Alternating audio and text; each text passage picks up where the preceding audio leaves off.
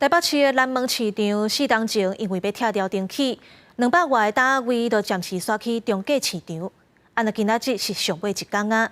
新的南门市场10月初7会伫本地旧自治开始营运，这个大头啊是拢感觉真期待。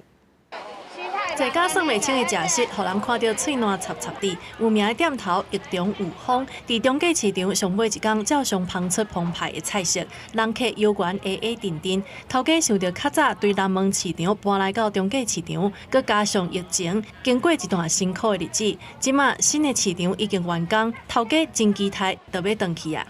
其实在这边其实没有像捷运那么方便。那回去的话，其实捷运一上来就是我们市场。那客人其实他们买了之后搭个捷运回去，其实很方便。卖早市的头家上尾一天无用咧整理，因为新的市场就要对10月初7开始试营运。还蛮期待的啊！到新的市场会有一片光景。